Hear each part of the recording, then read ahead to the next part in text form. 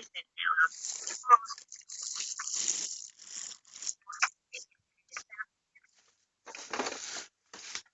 Estas características es como que han tomado una evolución o una transición de que no hay una psicosis propiamente dicho, como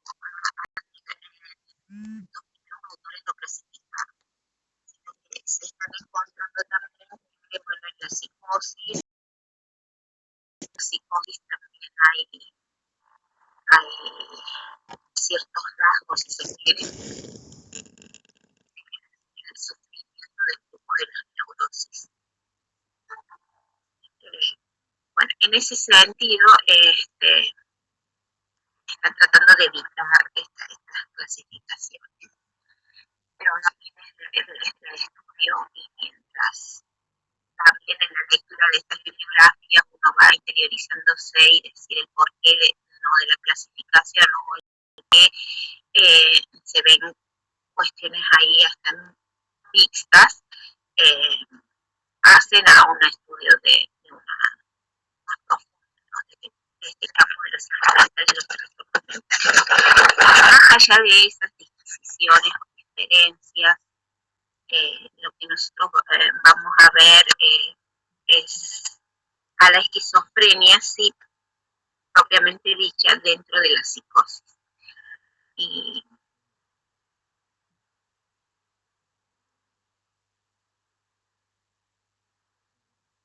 a la esquizofrenia dentro de la psicosis como uno de los trastornos mentales que tipifican la psicosis.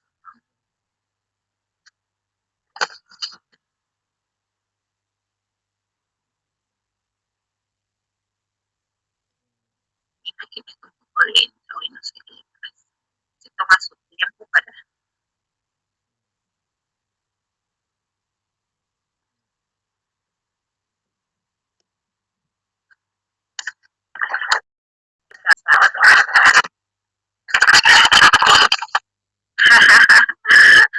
Quedé cansada, ya sabes, necesito usar.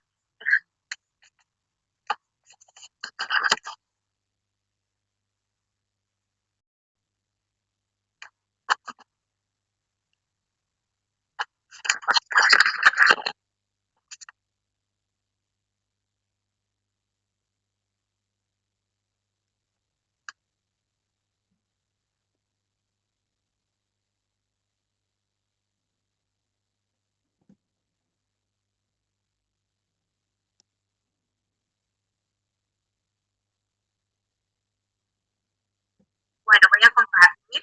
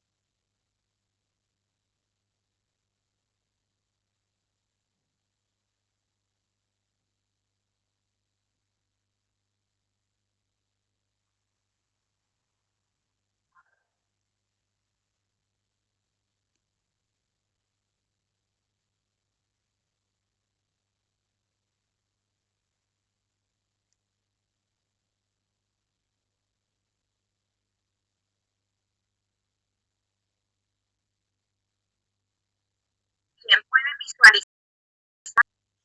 Sí, profe. Sí, profe.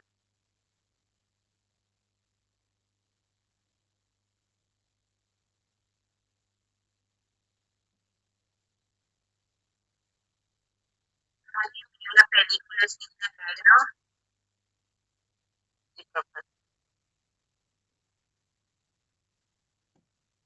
Bueno, es una de las películas que si ustedes la ven, los que no la vieron, se puede comprender ahí el proceso de despersonalización que va viviendo la protagonista, ¿no?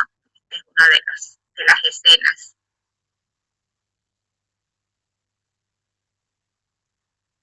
Es una de las escenas que se puede comprender cómo es el proceso de despersonalización o irrealización y realidad que va persiguiendo la misma persona, ¿no?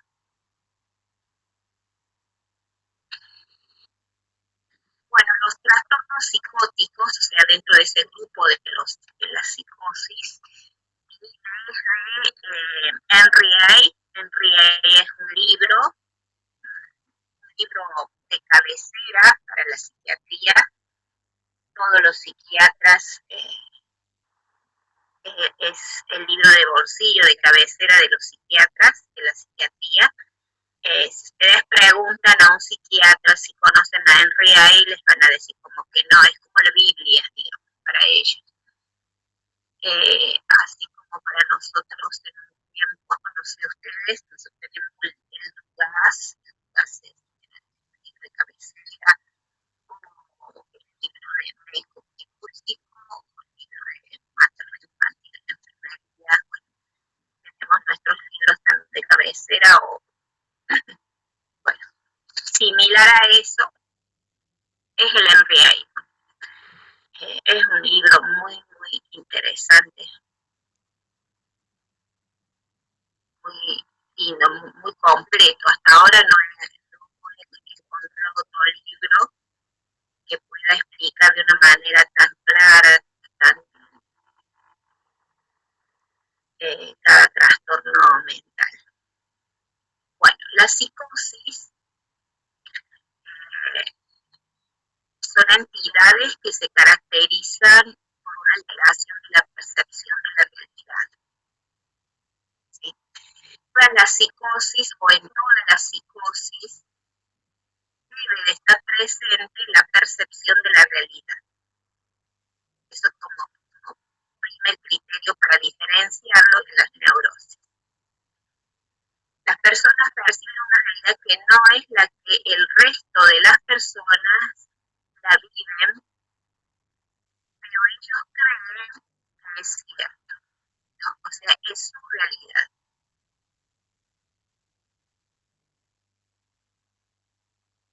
Más allá de que en algunos casos la persona se da cuenta, se va dando cuenta como una rareza, ¿sí? Que algo raro está pasando, y esta rareza que ellos perciben en ellos les genera angustia, les genera nerviosismo, es decir, ansiedad. Y empiezan en relación a esta sensación que tienen, que van viviendo, empiezan a asumir actitudes o conductas distintas a las habituales, ¿no? Tienden a estar más observadores, más atentos hacia algo que a ellos ponen atención.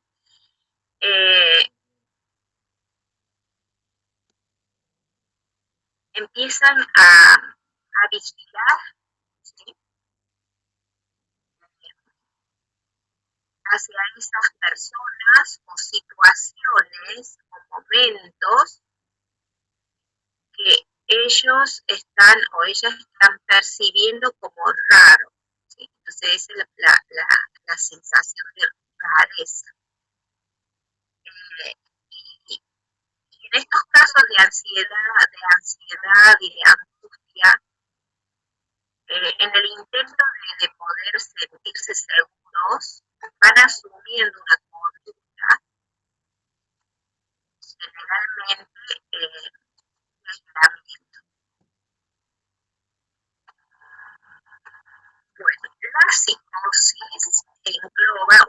una serie de trastornos, eh,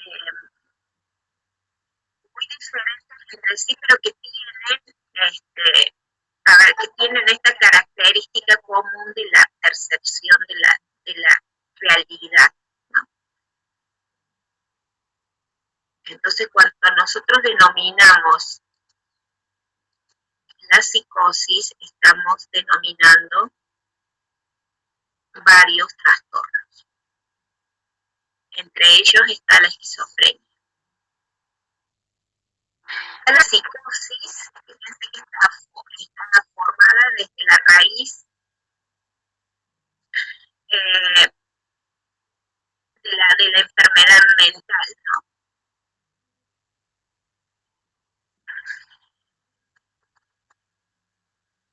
Sí, significa psique, alma, ¿sí?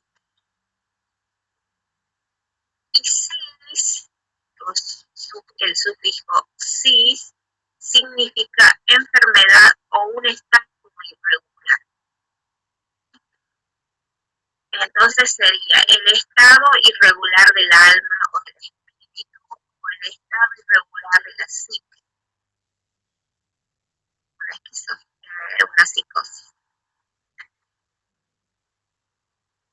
Ahora, propiamente dicha, la esquizofrenia en su raíz etimológica proviene de la palabra escindir, dividir, ¿no? Romper.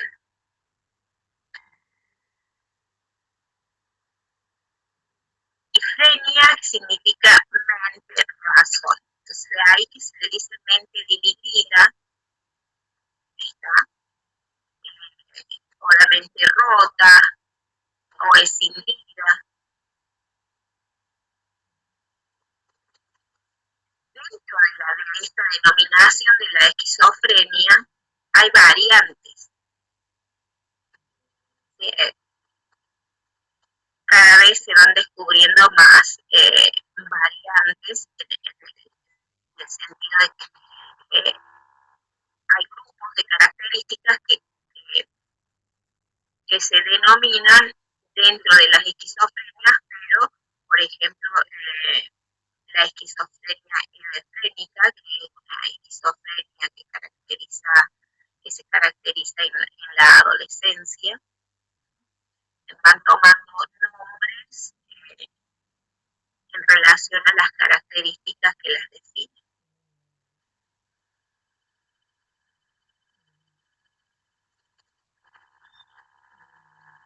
Bueno, otra característica de las psicosis y también de las esquizofrenias es que son trastornos cronificantes graves, son una de las más graves,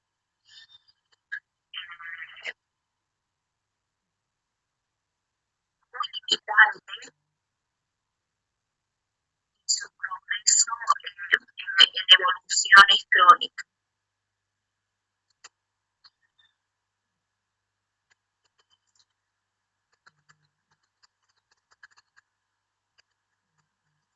Bueno, para poder estimar a ver cómo se comporta la esquizofrenia en relación a la epidemiología, podemos decir que el 1% de las personas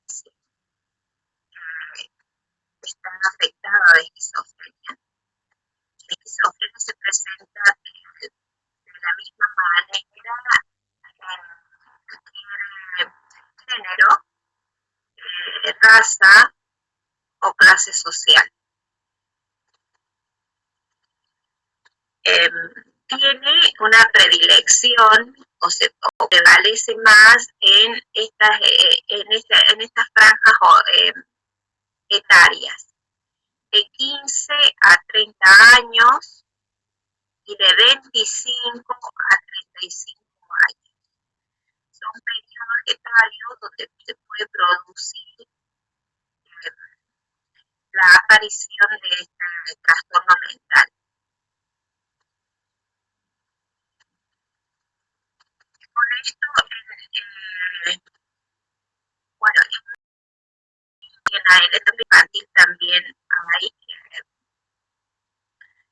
esquizofrenia, ¿sí? Esquizofrenia infantil.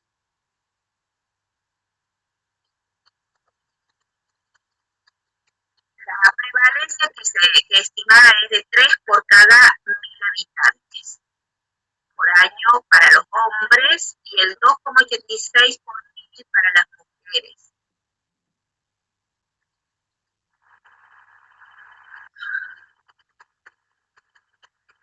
Bueno, la esquizofrenia está muy relacionada o eleva la probabilidad de suicidio. Es uno de los trastornos que se relaciona más, al igual que la depresión, que se relaciona a la probabilidad del suicidio. ¿Y se puede dar a psicológicamente, profe, o no? Sí, tiene la esquizofrenia esporádicamente, como es que irrumpe así sin ningún aviso. Así de repente que le venga, que le agarre esquizofrenia por un lapso de tiempo. La esquizofrenia cuando irrumpe, ¿sí? Tiene un ciclo, eh, tiene sus ciclos temporales. ¿Para qué? Para tener esa manifestación, para compensarse o estabilizarse y quedarse, bueno, dentro de esa estabilización. A eso se le llama, bueno, evolución del cuadro.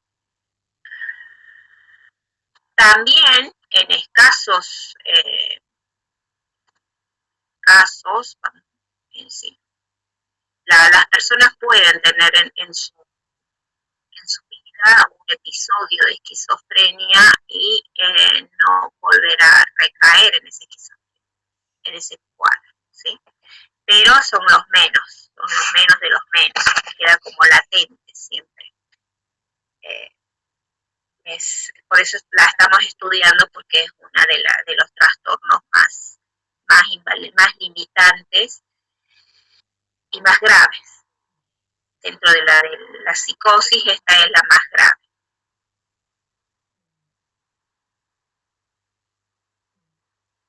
No hay una sola causa que se puede identificar y decir, bueno, a raíz de esto es que hay un episodio de esquizofrenia. Generalmente es multifactorial. Profe, puede ser por un trastorno mental ya, digamos, o sea, no tiene, o puede ser por un factor externo. Puede estar relacionado a otros factores de trastornos mentales o sufrimiento psíquico, o no, o puede ser un episodio nuevo, ¿sí? Se puede dar de las dos formas. Fíjense que para considerar los factores, es decir, una serie de acontecimientos que encausan a la aparición de la esquizofrenia, se toma en cuenta hasta las complicaciones perinatales, las infecciones perinatales en la infancia, el maltrato infantil, consumo de sustancias y un riesgo genético que vendría a ser la carga genética que uno trae, ¿no? Entre los factores podemos mencionar esto, obvio que hay otros más, pero lo que se acerca más en los casos que se estudian se encuentran más estos factores, ¿no? Entonces, no es una cuestión temporal de, bueno, porque está de 15 a 35, bueno, justo está en la edad propicia para poder tener un episodio de esquizofrenia, es por eso, no es tan solo por la edad, ¿entienden? Puede ser, ¿sí? De hecho que ahí lo dice, en esta consideración multifactorial se deben considerar inclusive durante el embarazo, ¿sí? nacimiento del recién nacido, infecciones propiamente dichas que puedo cursarlo, ha vivido la persona, su infancia, el factor que más altera es el maltrato infantil,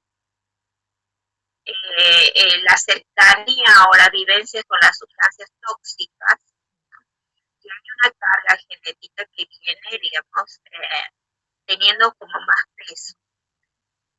Si los padres, o los abuelos, los hermanos, también han tenido episodios psicóticos de esquizofrenia, o ha estado enmascarado con el fenómeno del suicidio. Bueno, en esta imagen que ustedes pueden ver es la sensación de rareza, claro, hace que se asuma estas conductas o estas actitudes diciendo qué es lo que me está pasando. Ahí podemos nosotros ver la actitud de vigilancia, de observar, de estar atento, porque algo raro está pasando, la persona misma empieza a percibirlo de esa manera.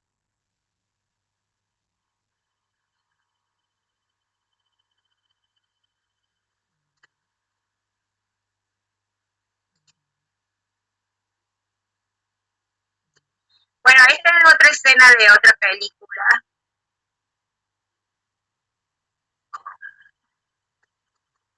Bueno, parece el nombre de la película.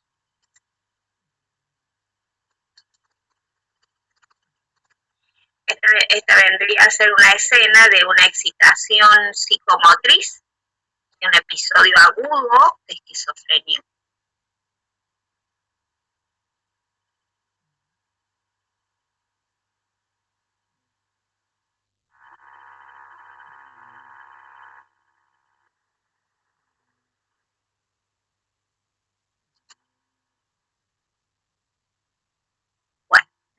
La esquizofrenia afecta entonces, para recordar nosotros semiología, recuerdan el cuadro que les dije que no se olviden, que es un cuadro clave. La esquizofrenia afecta e impacta en la dimensión de la realidad y realidad. La persona no puede distinguir la realidad de la irrealidad. Por eso entra en ese caos y en ese sufrimiento, ¿sí? El esfuerzo, poder decir, esto está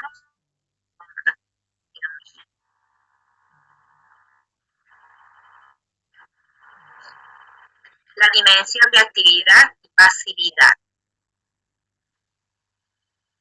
O sea, puede entrar en momentos de quietud o en momentos de hiperactividad, como la que acabamos de ver, la situación.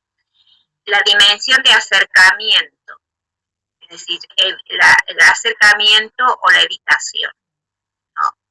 Si uno se está sintiendo raro, indudablemente no va a permitir la cercanía, porque está teniendo miedo e inseguridad a que algo va a pasar, pero no puede identificar qué es ese algo.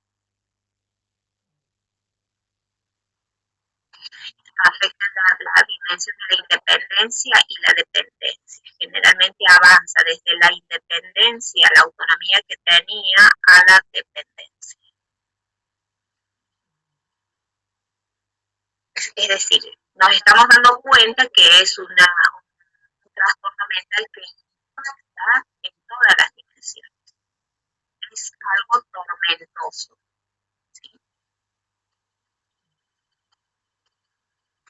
Afecta en los elementos de la vivencia.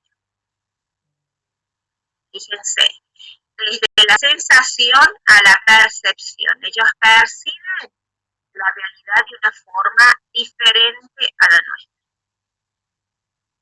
Representan, ¿sí?, mentalmente esos fenómenos percibidos de una forma distorsionada y elaboran pensamientos en base a esa percepción y representación distorsionada. Esto es lo más grave, que los pensamientos pensamientos que se están elaborando en base a percepciones y a representaciones irreales, de ahí que ellos dicen de que lo que dicen es verdad, ¿no? Porque el razonamiento puede estar correctamente realizado.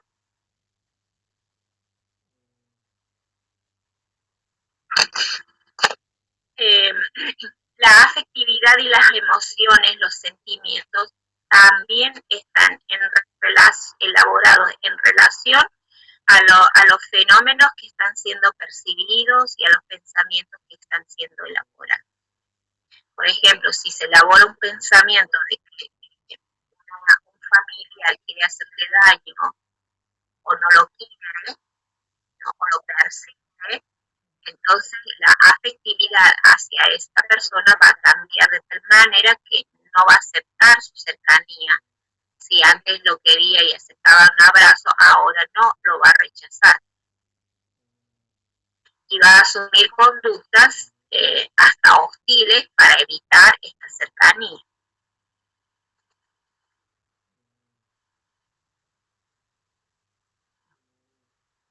Bueno, los instrumentos de la vivencia, ¿sí? La conciencia también se altera, porque no hay conciencia de realidad, no hay conexión con la realidad. Ellos están conectados a otra realidad y su conciencia explica también esta conexión de la otra realidad. En la inteligencia se ve afectada. ¿Por qué se da afectada? Esto es una cuestión más de deducción propia, ¿no? Si la persona empieza a preocuparse y a destinar toda su vida en querer indagar qué es lo que le está pasando, ¿no? Esta cuestión de rareza. Y cuando asume, ¿no? esta rareza como vida propia, indudablemente que la inteligencia también va a estar acompañando esta alteración. La atención, la memoria y la orientación se ponen, digamos, al mando de toda esta vivencia irreal que la persona empieza a vivir. Entonces podemos decir que la esquizofrenia afecta la percepción, el pensamiento, la afectividad, la conducta, atención, juicio, concentración, orientación, conciencia.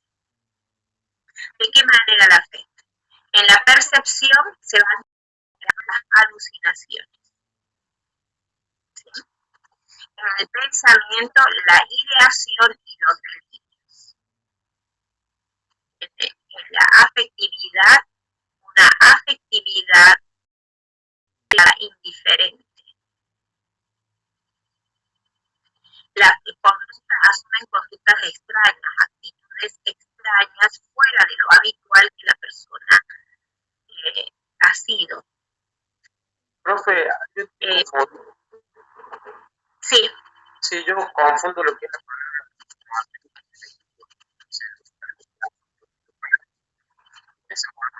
digamos, delirio, ¿qué sería?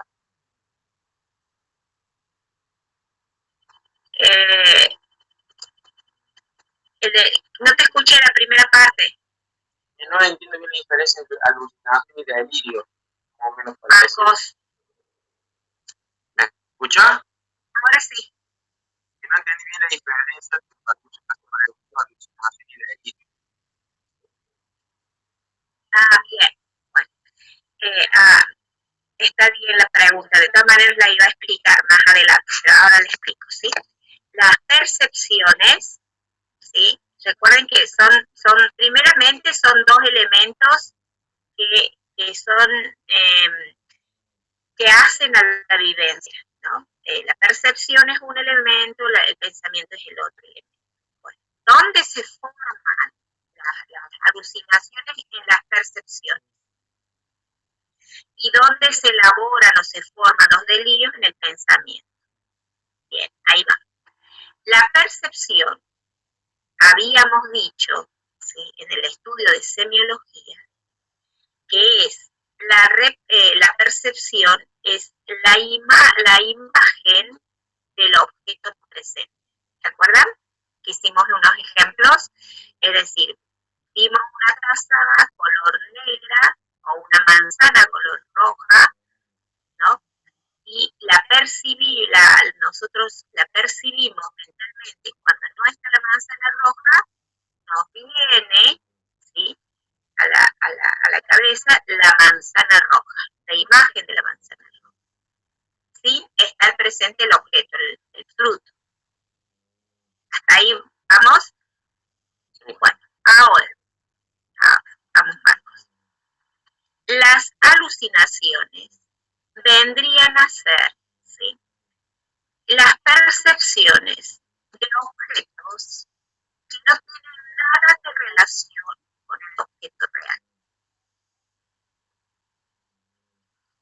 No hay objeto de manzana, no hay objeto de taza.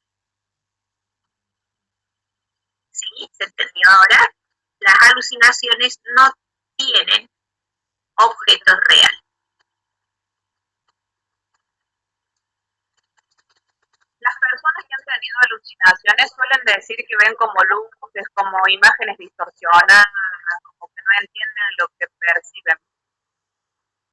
Eso le quería preguntar, profe.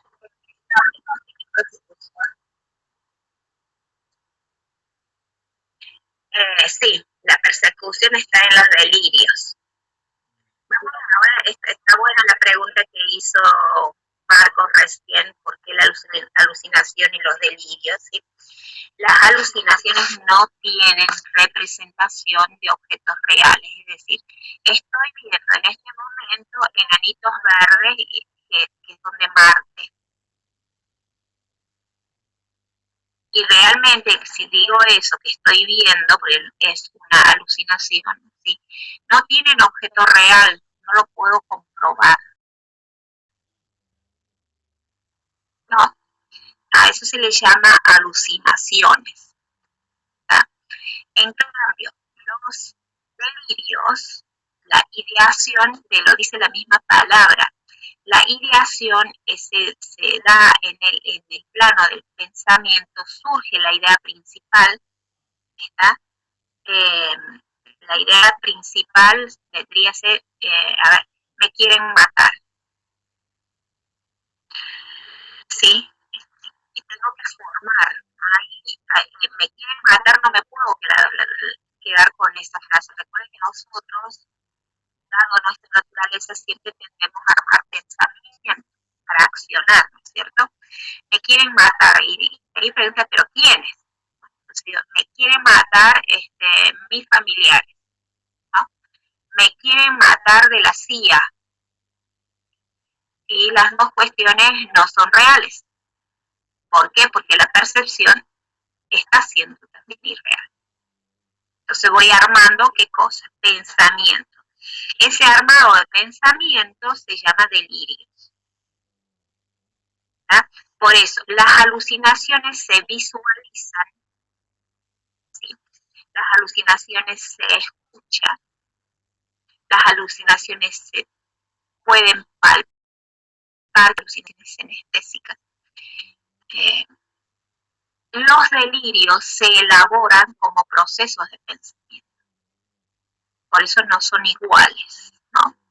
Muchas veces, desde el desconocimiento lo utilizamos como sinónimo. Pero ahora estamos viendo que no, que remiten a elementos de la vivencia totalmente distintos. Son de distintas categorías. En relación a la percepción distorsionada y a la elaboración de pensamientos con ideas totalmente irreales, ¿no? O sea, que no se pueden fundamentar,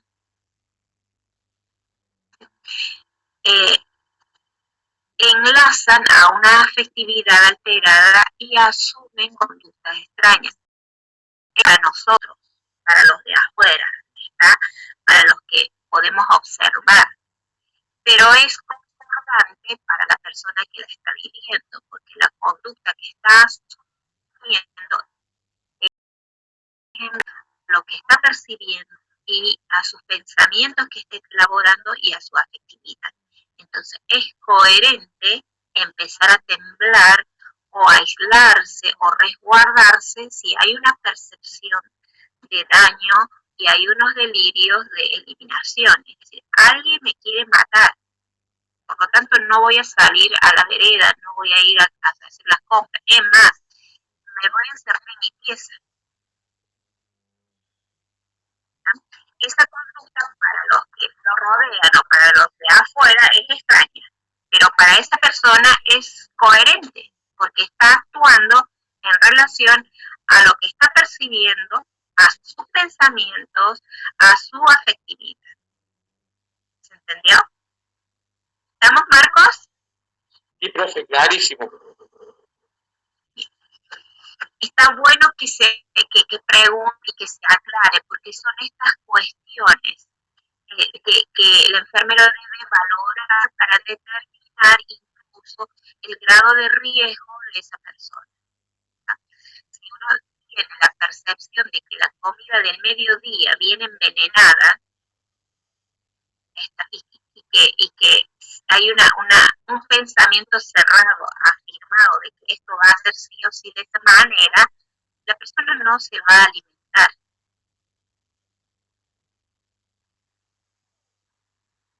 Va a actuar en base a lo que está percibiendo y en base a lo que está pensando. Entonces va a romper con una rutina y con una vida diaria que le daba salud, bueno, que lo podía hacer contener en su desarrollo. Ahora eso se rompe. Va a construir y va a asumir otro tipo de rutinas, otras formas de vida diaria en ese intento de resguardarse, ¿no? Entonces, si rezo 10 veces, si tengo una oración tengo que tener la oración 10 veces antes de tomarme el desayuno, porque si no me va a eliminar. Entonces, bueno, fíjense cómo va armando la ritualidad para poder aceptar un alimento, porque si no, no lo va a aceptar. ¿Sí?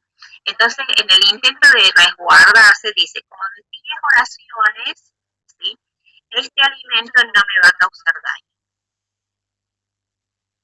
Entonces empieza el ritual y así mismo, otro ritual. No me voy a bañar porque el jabón o porque el agua caliente me quema todo el cuerpo.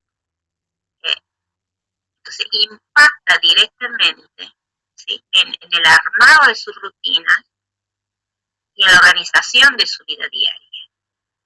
Indudablemente también de su vida cotidiana. Bueno, vamos a seguir hablando de estas cuestiones. Ahora vamos más tratando de conocer así, como paso a paso, ¿no? El juicio está alterado, pero ¿cuál es el juicio? El juicio de realidad. ¿No? Porque el juicio debe decir, a ver, tengo que tener 10 oraciones para aceptar el agua, el vaso de agua. En realidad para esa persona su juicio no está alterado. Es para nosotros los externos, quienes observamos o con quienes vive la persona, se presenta como alterado porque no es concordante. La concentración está distraída, pero porque la concentración es como que asume un camino direccional hacia la concreción de esta nueva rutina, de esta nueva vida diaria, para poder seguir existiendo y viviendo. Entonces, obvio que un adolescente que está en este proceso de transformación por este fenómeno de la esquizofrenia y no va a poner atención en el estudio porque lo más importante es conservar su vida. Y si conservarse su vida es permanecer en su habitación encerrado y abrir la puerta solamente para aceptar ciertos alimentos, entonces para esa persona está bien lo que está haciendo. ¿sí? Quiero que se entienda también para poder comprenderlo, ¿no? Entonces, para los externos, va a decir, bueno, pero hace un mes que no abandonó la escuela, abandonó el colegio, abandonó la facultad. Y sí, porque las energías están puestas en otra cosa, en su sobrevivencia, en su supervivencia.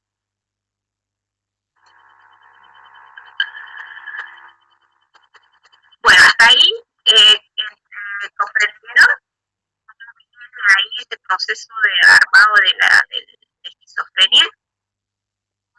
Sí, Sí, profe. profe. Bien, vamos ahora, esta es la otra parte que quiero que la puedan entender, que son las manifestaciones, ¿sí? Y cómo se agrupan estas manifestaciones, que dentro de la psiquiatría se las llama sintomatología, cómo van a caracterizar a la esquizofrenia. La esquizofrenia tiene manifestaciones positivas y manifestaciones negativas. Entonces, ahí es donde vamos a evaluar o síntomas positivos, síntomas negativos. Síntomas positivos, ¿sí? Trastornos del pensamiento.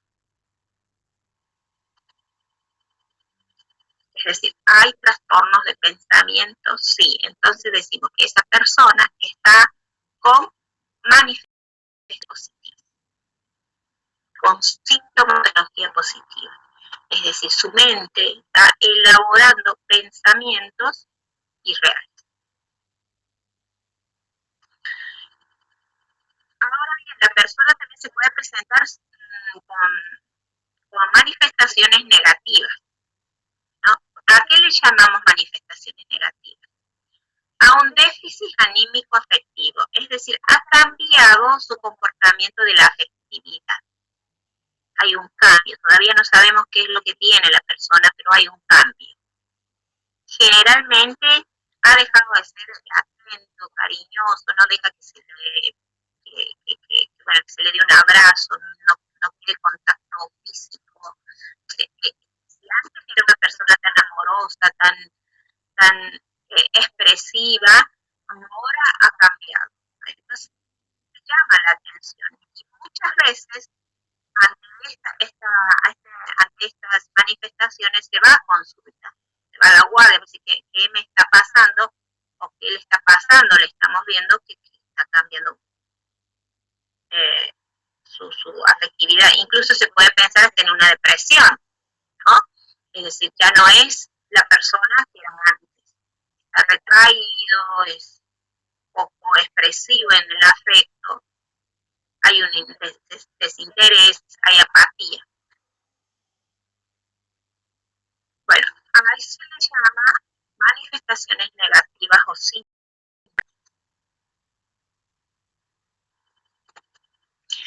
Bueno, en el plano cognitivo, ¿no? En el plano cognitivo, la memoria, la atención, la conciencia se presenta desorganizado y con falta de coherencia, de consistencia. Entonces, cuando uno va evaluando en la primera evaluación la persona, nosotros debemos de tener en cuenta estos grupos, ¿sí? Para ver cómo se está presentando. No es tan sencillo diagnosticar en una sola entrevista qué es lo que le está pasando, o en una sola observación. Para llegar a un diagnóstico se necesita varias entrevistas, varias observaciones, entrevistas con la familia, ¿sí? Lo que vamos tomando son datos bueno, que nos van llamando la atención y acercándonos a algún trastorno mental. Serían estas tres categorías que nos dan a conocer de que sí hay una esquizofrenia.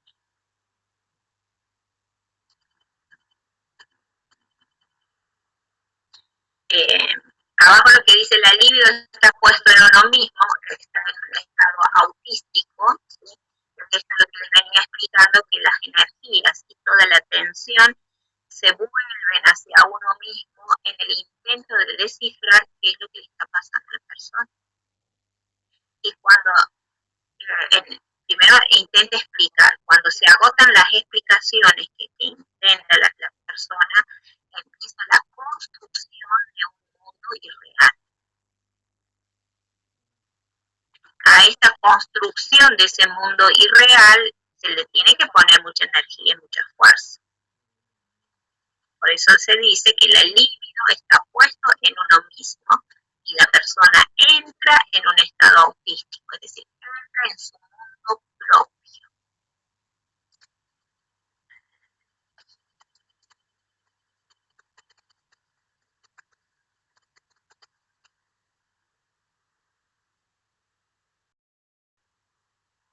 Bueno, esto se explica de otra forma en lo que les acabo de decir, los síntomas positivos, síntomas negativos, síntomas cognitivos, ¿no?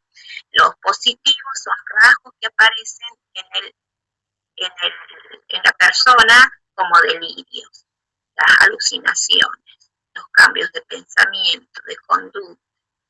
Los negativos es todo lo que implica el empobrecimiento de la personalidad, ese plano del retraimiento, el aislamiento. Y el plano cognitivo es esa maquinaria, si se quiere decir de manera, que va a elaborar esas ideas y esos pensamientos en relación a lo que está percibiendo. Bueno, ¿cómo evoluciona este trastorno? Dijimos que es una de los trastornos más graves. Esperamos no una remisión completa, sino sabemos que es un trastorno bastante cronificante. ¿Sí?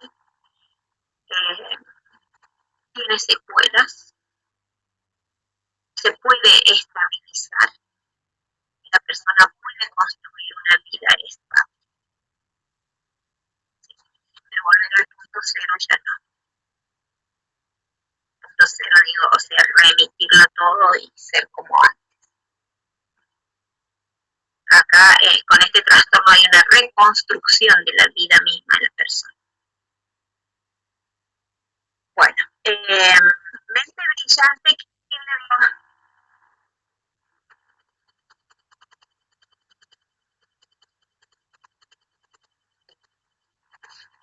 ¿Nadie? ¿Cómo, profe? Mente brillante, la película. Ah, no, yo no la vi.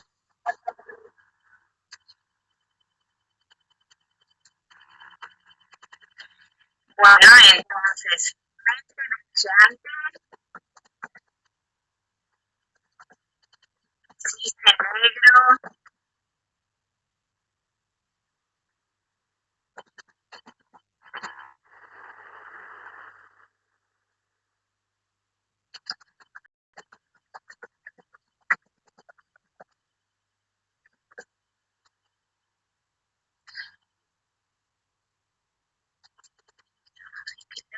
la máquina. Rayman, voy a ver otras. Ah, hay otras que están muy bonitas, claroscuros.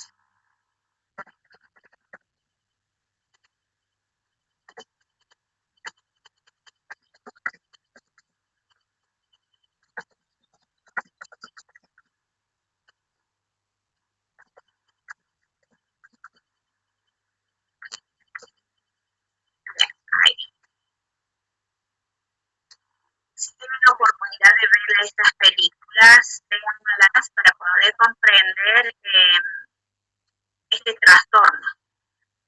La recomiendo para el proceso de despersonalización, se la puedo comprender en la película Cisne Negro. Y cómo vivir y organizar la vida, la rutina y la vida diaria, la pueden ver en Mente Brillante. Y el sufrimiento que genera este trastorno se lo puede visualizar tan claramente y hasta vivenciar en claro oscuro. Es una película re linda. Bueno, todas son lindas. Y Rayman es una película donde se puede comprender las limitaciones que te genera padecer esquizofrenia. Bueno.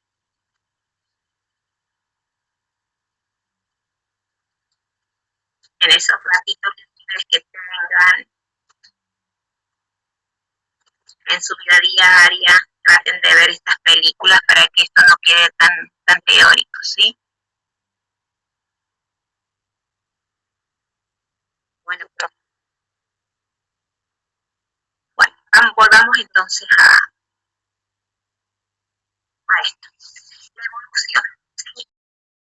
A ver, vamos a esperar que, bueno, todos queremos que todas las personas que cuidamos se mejoren, obvio que sí.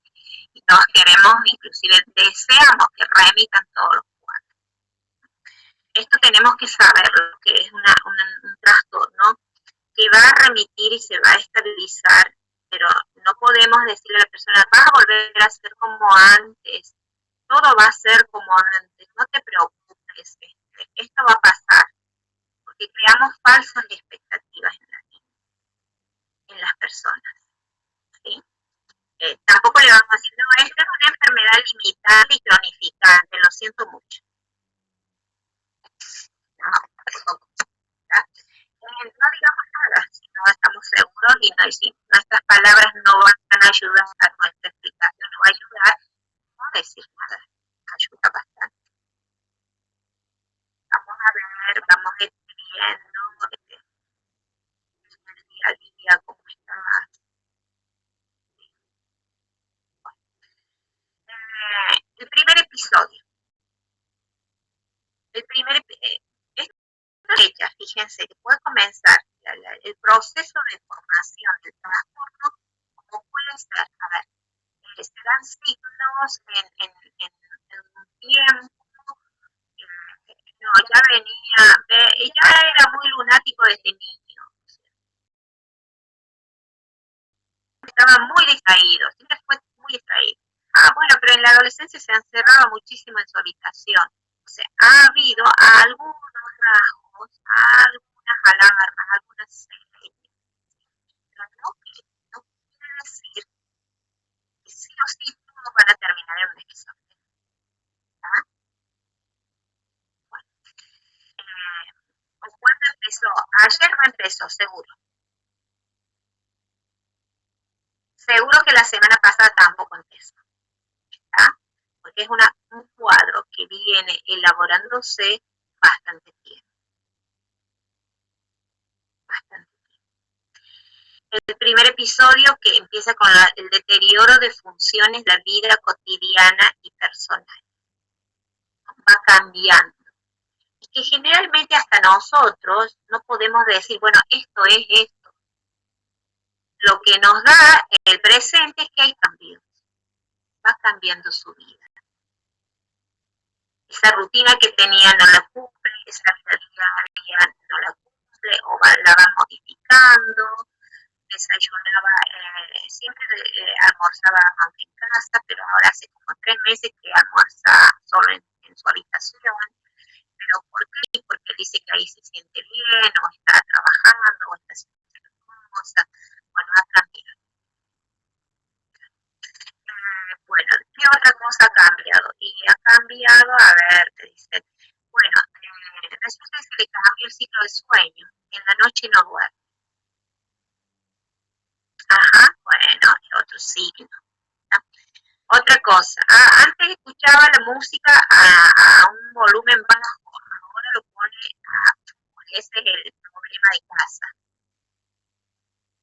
¿Por qué? Porque pone la música a todo volumen, nos aturde y lo hace a medianoche, lo hace a 3 de la mañana. No creer que no tiene que hacer eso. Vienen con estas cuestiones a la guardia. Y uno tiene que ir armando el cuadro, ¿no? Con todos los otros sufrimientos que hemos estado viendo también. Resulta que prendía el volumen a alto volumen, la música a las 12 de la noche, 3 de la mañana, porque precisamente en esas horas escuchaba las voces o alucinaba. Y en el intento de no escuchar las voces o no tener esas alucinaciones, bueno, veía películas toda la noche o escuchaba el volumen que escuchar la música y de escuchar las voces de su cabeza, ¿no? Eso se va descubriendo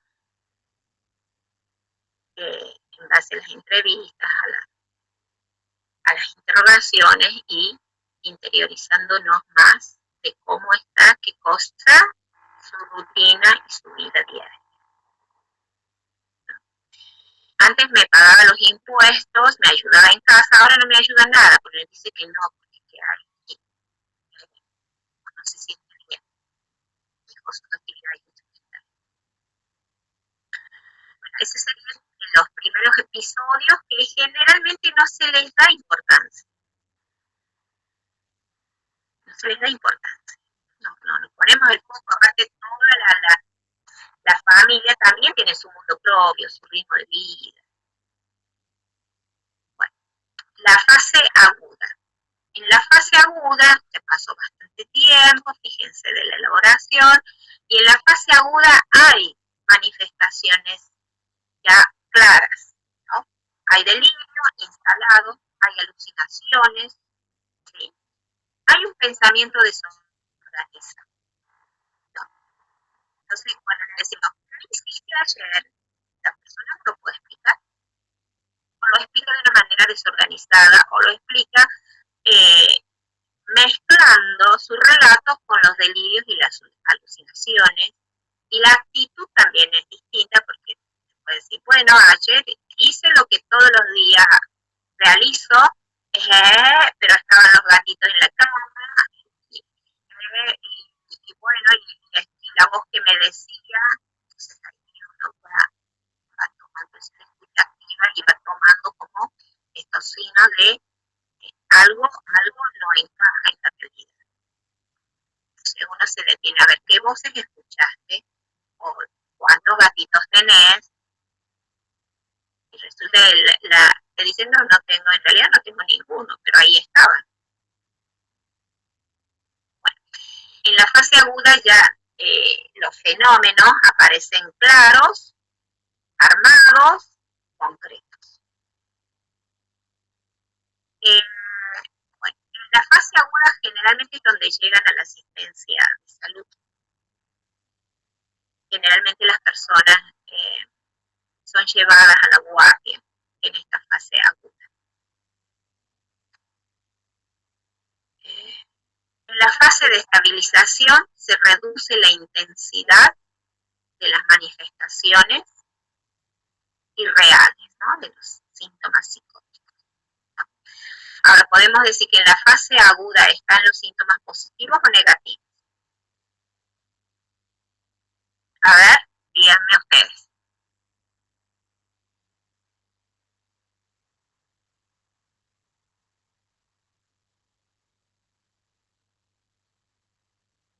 ¿Qué se da en la fase aguda? ¿Qué podemos ver? ¿Qué queremos encontrar?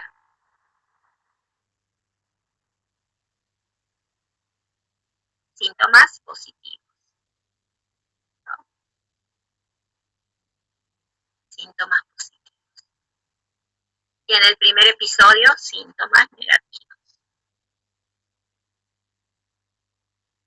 Bueno, en la fase de estabilización, y están los dos, los síntomas positivos, síntomas negativos, y vamos a ir valorando siempre estos cuadros, ¿no? El plano cognitivo. ¿Cuándo se le dice que entra en una fase de estabilización? Cuando se reduce, ¿sí?, las manifestaciones psicóticas. Es decir, ¿qué se tiene que reducir ahí? A ver, deducción. Los síntomas. Los pensamientos, los delirios. Los síntomas. Los agudos. Los síntomas agudos tienen que reducir en la fase de estabilización. Eso se tiene que reducir. Pero puede o no aparecer las respuestas negativas. Generalmente no no se remedia, ¿sí?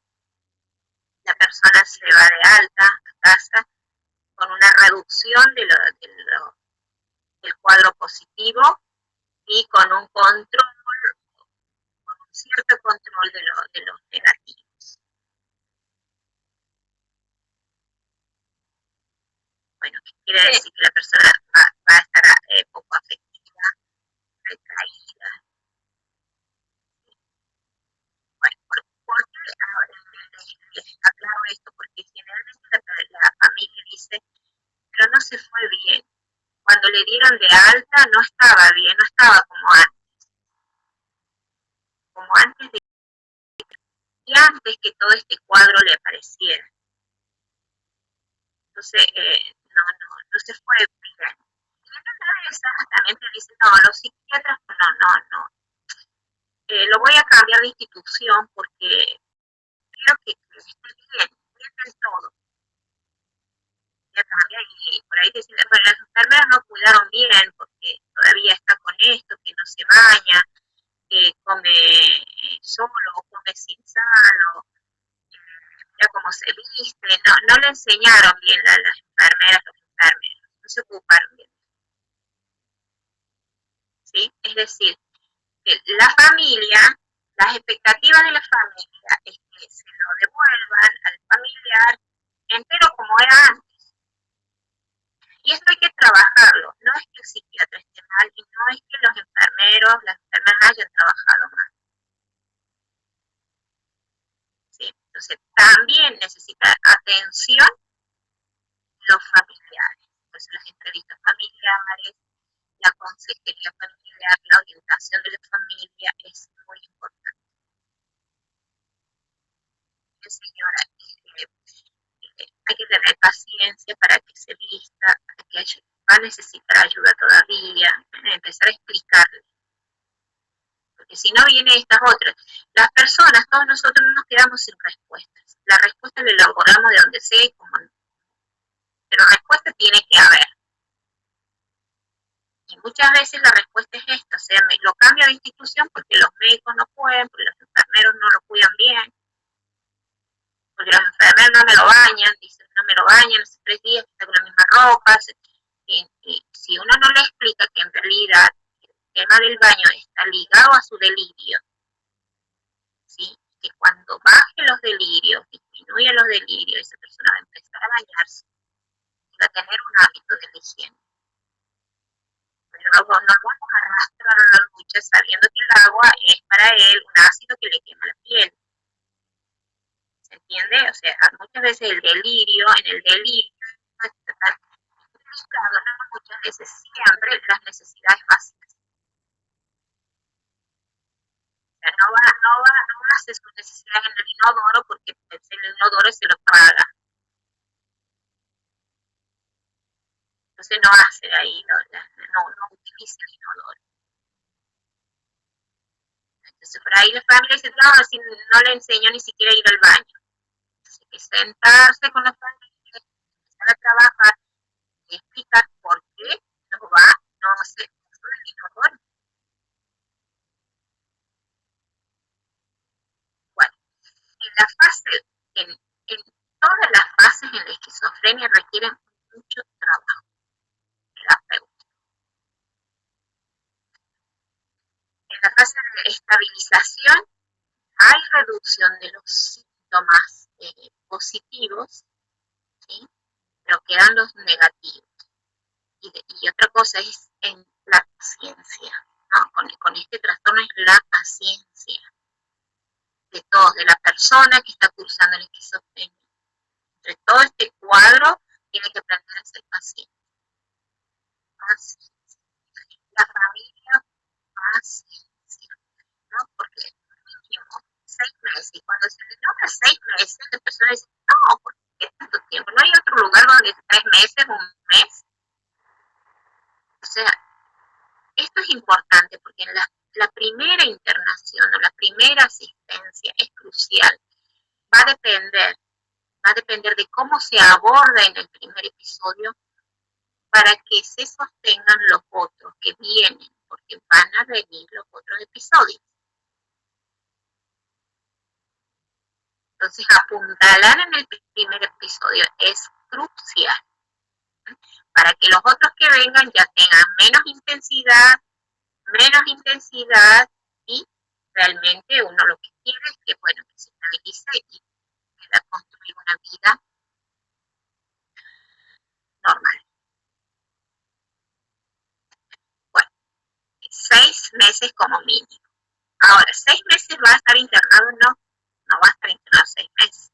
A lo sumo se remite su cuadro agudo y se lo externa. Pero si no se lo externa con un trabajo de externación, un trabajo en familia, un trabajo de domicilio, a los 4 meses lo vamos a tener de nuevo. Y ya pues un segundo cuadro de cronificación, porque se cronifica rápidamente. La fase estable asintomática, ¿sí?, es con expresión de tensión, de ansiedad, tristeza e insomnio. A lo que nosotros llamamos estabilidad, ¿sí?, es cuando quedan los síntomas negativos y puede quedar ansiedad, insomnio, tristeza. Está en condiciones de armar su vida diaria, su rutina, ¿no?, con este resto que va arrastrando. Siempre va a haber restos que arrastran.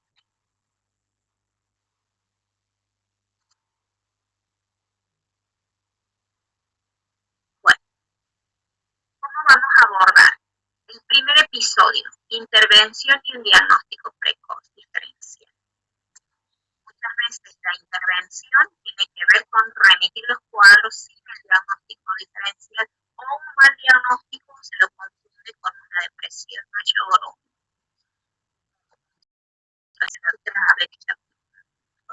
y alucinaciones, que ahí dice una ansiedad psicótica, está mal diagnosticado, bueno, va también ser abordado de otra manera. Tiene que haber un diagnóstico precoz, oportuno y que sea efectivo. La fase inicial, ¿sí?, acorta el periodo sin tratamiento una vez iniciada clínica psicótica, ¿sí?, que disminuye la prevalencia.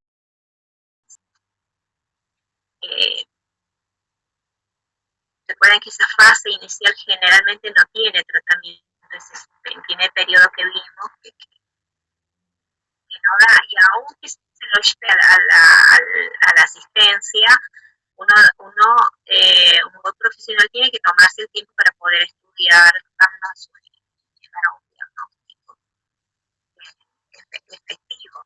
Y a veces pasa el tiempo, se pasa mucho tiempo. Bueno, en la fase aguda, el control de la psicología, la prevención de daños, y es una fase muy difícil porque es una fase también que implica establecer el vínculo con los profesionales. Difícil porque si la persona está tan retraída, tan desconfiada, tan ensimismada en sí misma, ¿sí?, entonces es mucho más difícil entrar en ese mundo y enlazarnos terapéuticamente.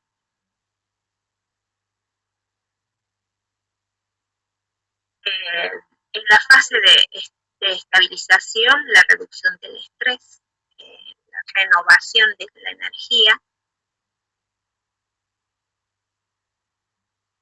y en la fase estable es esta fase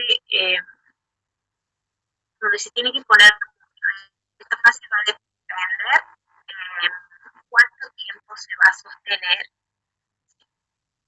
en este periodo, y uno quisiera que se sostenga siempre de estable. Creo que no decimos cura, sino que nos decimos fase de estabilización. Mantener la remisión, mejorar la funcionalidad, la calidad de vida y siempre estar atento a esos efectos adversos.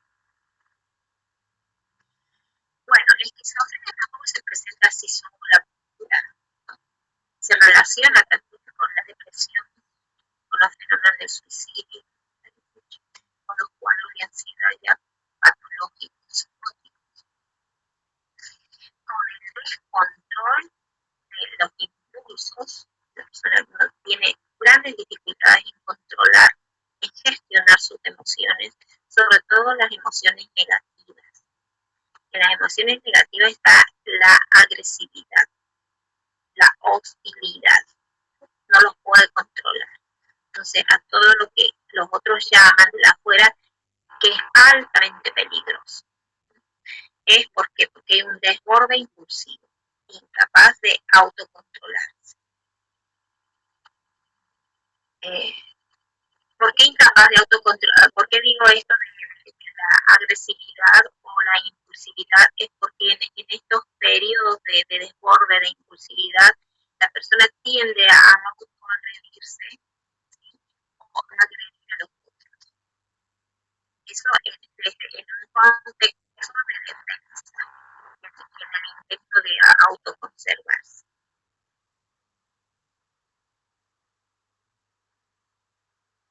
Porque sí, a partir de este fenómeno de la agresividad y del desborde de impulsividad, es donde se crean esas películas terroríficas psiquiátricas, donde salen con un cuchillo y van a matar a alguien y toda la mala fama que le hacen, ¿no? A partir de este punto, ¿no? Y ahí este punto también es donde tiene toda la psiquiatría y dicen, bueno, todos los que tienen trastornos mentales son, se crea esta imagen terrorífica, que está muy bien explotada por el cine, pero hace tanto daño al imaginario social de los trastornos mentales. No todas las personas con esquizofrenia tienen este desborde de agresividad para eliminar a otros o para autoeliminarse. No todo es así, no se puede generalizar. Bueno, que sí hay desborde, hay desborde. Así como hay un desborde de impulsividad en el fenómeno del suicidio, que la persona toma este desborde para concretar el acto, de igual manera en la esquizofrenia hay un desborde impulsivo, ¿sí?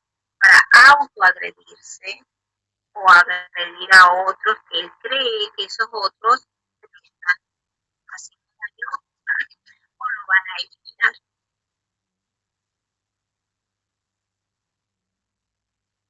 El consumo de tóxicos, ¿sí? Activa la aparición de la esquizofrenia. El embarazo, los embarazos no deseados, los embarazos por pasión, los embarazos no elaborados y no aceptados mentalmente, cuando hay un rechazo al embarazo. Generalmente se da cuando se produce el nacimiento, a lo que le llamamos psicosis puberal. También durante la lactancia. Esto que parece tan natural, tan obvio para algunas personas que están, se las ponen en situaciones límites de su integridad mental, ¿no?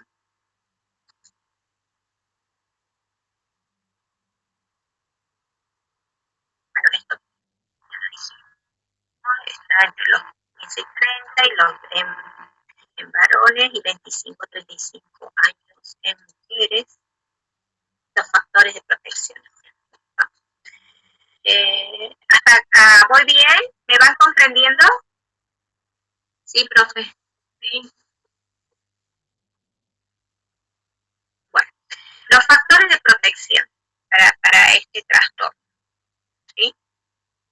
Fíjense cómo en este trastorno es valioso, ¿no? Es valioso, obvio que sí, pero en este fuera un rol tan importante los psicofármacos en este trastorno. Los fármacos antipsicóticos tienen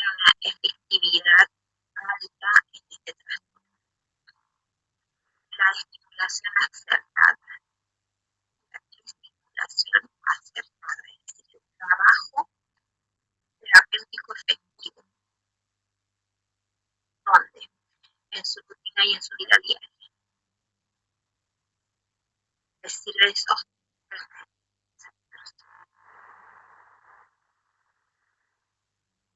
le va a servir durante toda su vida sostenerse. Si hay algo desde los psicofármacos, es la vida diaria y la rutina que va a sostener a esta persona.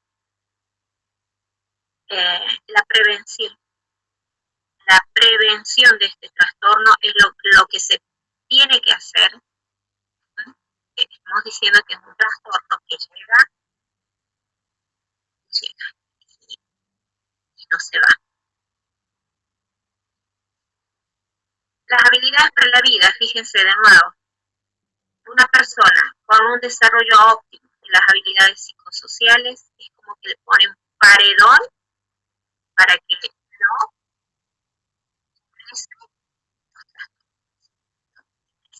habilidad para poder sortear estos adversos y que le evitan entrar en estos cuadros. Es lo fundamental. ¿Cuáles son esos factores de riesgo? La sobreprotección. Un factor de riesgo es la sobreprotección y no dejar de ser a la persona que sea. Que siempre estemos tomando decisiones por ella, la persona. No dejar que desarrolle esas habilidades que le van a dar la capacidad de resolver los problemas de su vida. Nos juega mucho en contra las mamás protectoras, sobreprotectoras.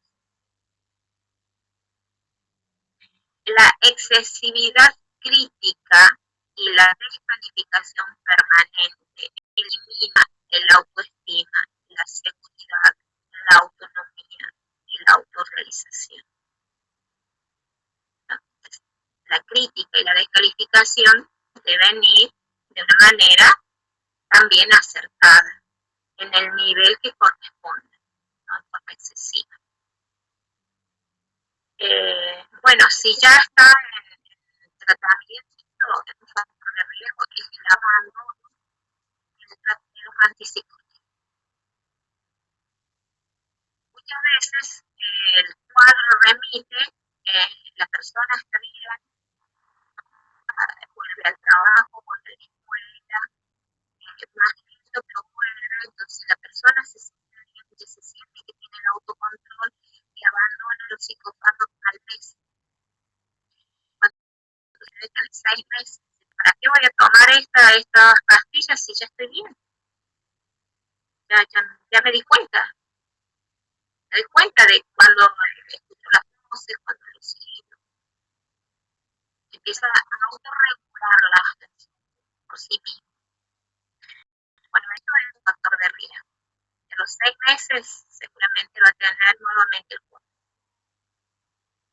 También es un fenómeno de este trastorno que ha sido el más estudiado, ¿no? Y el que más respuestas efectivas podemos dar desde los profesionales. Bueno, esto es lo que más o menos expliqué. ¿Cómo empieza? Bueno, no hay un solo camino, puede empezar de diferentes formas, lo que sí, empieza lento, a veces sin darnos cuenta y es progresivo.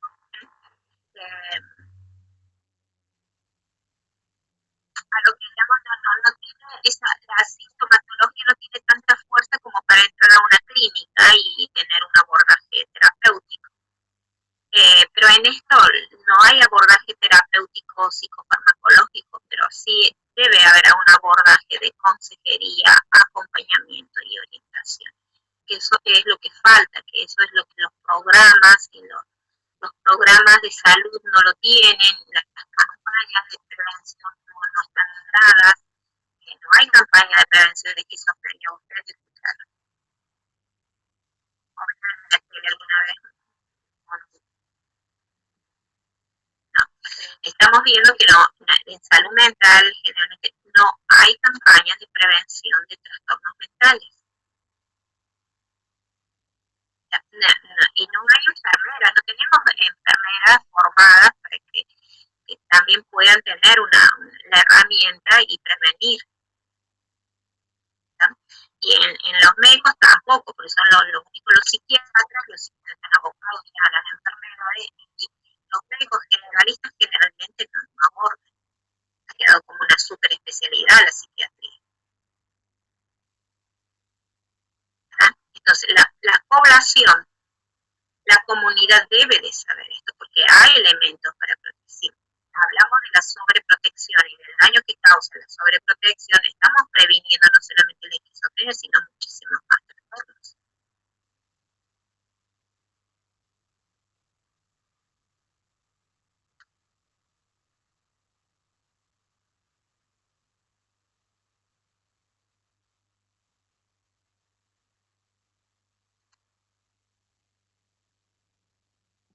Bueno, el por qué ocurre, ya les también he explicado, es multifactorial. Los acontecimientos vitales estresantes, estar siempre al límite de la vivencia, ¿no? Se llaman los borderline. Los borderline quiere decir que siempre a las personas les gusta vivir el límite, la vida de la muerte, siempre buscando el límite. Bueno, en este tipo de personas también tienen una predisposición. Lo que nos puede dar pistas es los cambios en el patrón de sueño. Y hablar con la persona, qué pensamientos tiene esa persona, qué ideas tiene. La conexión con la realidad, los niveles de estrés que la persona vive y tiene la capacidad de controlar. Bueno, la esquizofrenia no se diagnostica por rayos, por resonancia magnética, no hay un aparato tecnológico que podamos recurrir y decir, bueno, a través de este aparato tenemos la prueba de que hay esquizofrenia. ¿Sí? Se diagnostica por la entrevista, por la semiología, por la valoración de la vida cotidiana, de la vida diaria, y por las características que trae este trastorno, ¿no? Los tres grupos.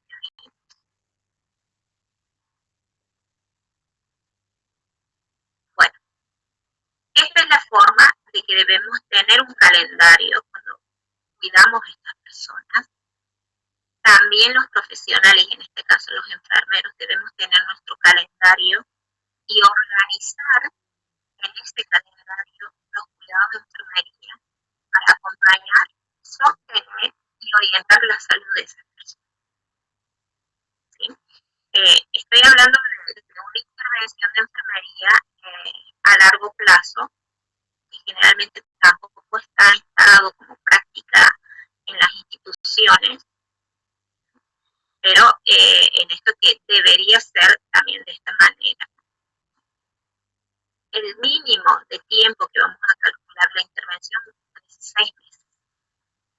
Si lo pesquisamos en internación, a partir de la internación vamos contando los meses, ¿sí? Y vamos programando entrevistas por consultorio o entrevistas por consultorio y seguimiento o visitas domiciliarias. Sería de esa manera un trabajo completo que puede realizar el enfermero. Ahora, si no está establecido esta forma de trabajo, ustedes como profesionales pueden proponer esta forma de trabajo y en varias instituciones son aceptadas. ¿Por qué? Porque son muy efectivas. ¿Sí? La visita domiciliaria, las consejerías de orientación por consultorio y bueno, la asistencia si la persona está internada. Cada 6 meses, cada 6 meses entraría en estabilización, ¿no? Y vamos a esperar el próximo periodo y preparar también a la persona y a la familia y nosotros también. En la fase de estabilización es donde le debemos dar mayor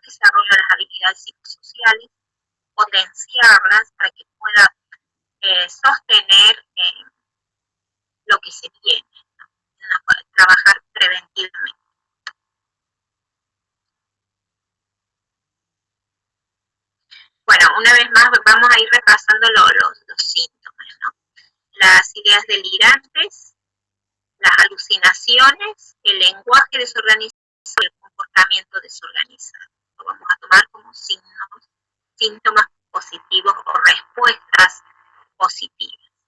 Ahí lo que ustedes ven en la imagen es un desborde impulsivo, una falta de autocontrol de la impulsividad.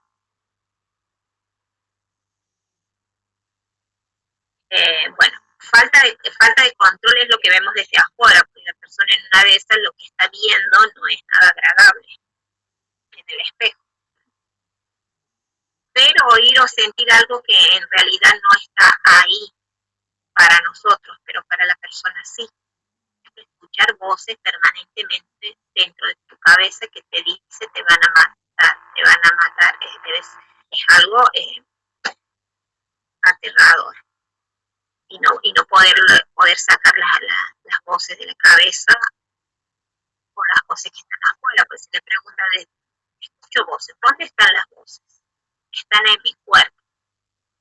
Ya, bien, ¿en qué parte de tu cuerpo? Y te dicen, no tiene lugar, porque las voces recorren todo mi cuerpo. Por ahí te dicen, no, las voces están siempre en mi cabeza del lado izquierdo. Se localiza, ¿sí? Bueno.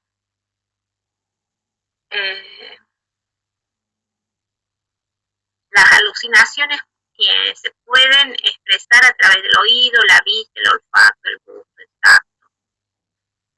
Oír voces es muy frecuente en la esquizofrenia.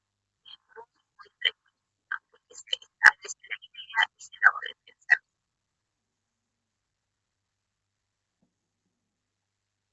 Bueno, los síntomas negativos del aplanamiento afectivo son reacios al contacto físico, la disminución de la fluidez del pensamiento, es decir, cuando se instala el delirio, es como que se aquieta y queda ahí, es difícil poder removerlo, que la persona pueda remover y seguir elaborando pensamientos. Generalmente cuando armas un delirio, queda quieto, y el castillo queda roto, ¿no? Dice que ellos elaboran castillos en el aire para evitarlo y quedarse seguros.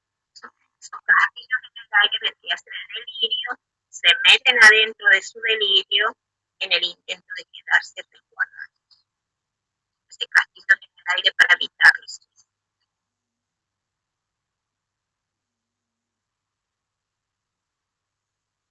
La alteración de la atención de los síntomas cognitivos, la memoria, las funciones ejecutivas. ¿Cuáles eran las funciones ejecutivas? A ver, nómbremelas.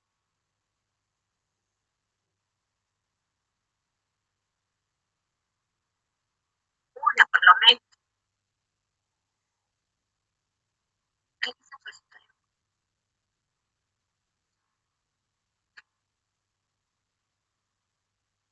No, menciona las funciones ejecutivas, que la vimos ahí en un cuadrito, recuerda, un videíto.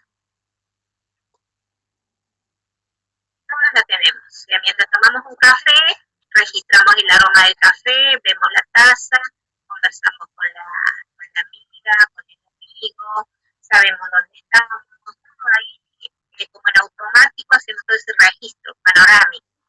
Esa sería una función del ejecutivo, ¿no? Mientras realizamos la función ejecutiva, está en la rutina y en la vida diaria, es parte de nosotros. Generalmente no lo estamos pensando, es como que ya funcionan automáticamente. Entonces, si está en la taza de café, no estoy pensando lo quiero tomar, no lo quiero tomar, tendrá azúcar, no, directamente voy y lo tomo. ¿Se acuerdan del repase? Porque en la esquizofrenia lo que va desapareciendo y decayendo son las funciones ejecutivas, es decir, ya no puedo tener esa mirada panorámica.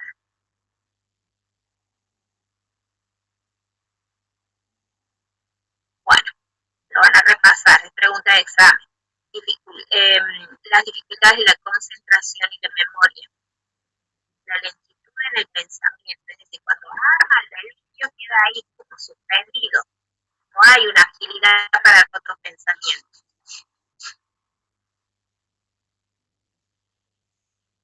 La alteración de la capacidad de llevar una vida cotidiana con un funcionamiento en familia, trabajo y tiempo libre. La persona hace un gran esfuerzo por reconstruir su rutina y su vida diaria, pero muchas veces ya no puede concretar en una familia, un trabajo, ni siquiera un tiempo libre, no hay un disfrute. Y del trabajo generalmente que lo despiden, queda suspendido laboralmente, o hay un cambio de área de trabajo, le dan más área liviana, menos estresante.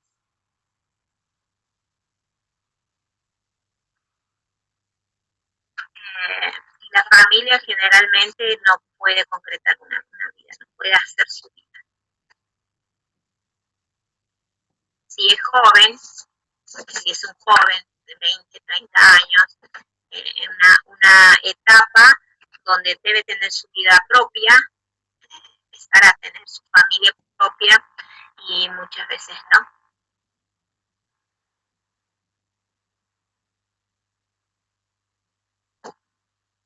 Bueno,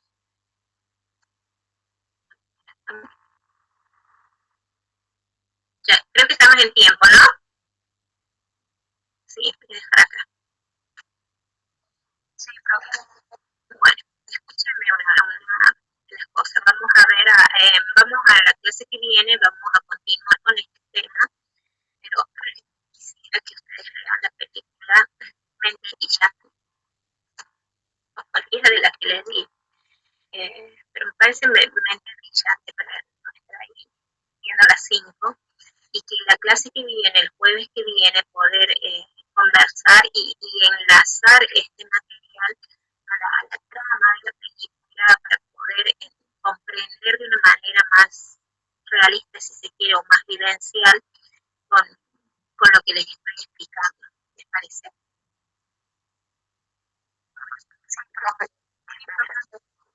Porque ahí tenemos que enseñar, y no comprender nosotros, puede enseñar el manejo de las alucinaciones y el delirio en la vida diaria y en la rutina.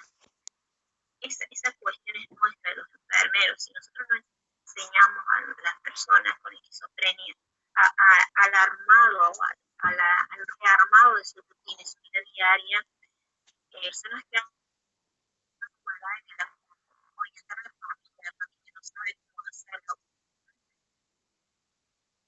Y generalmente no están interiorizados como los enfermeros en las necesidades más básicas de la rutina de las personas. Porque como es el fuerte del trabajo, los dejo acá, entonces los libero para que empiecen a otra clase. Nos vemos el martes, como decía, pues. Nos vemos el martes.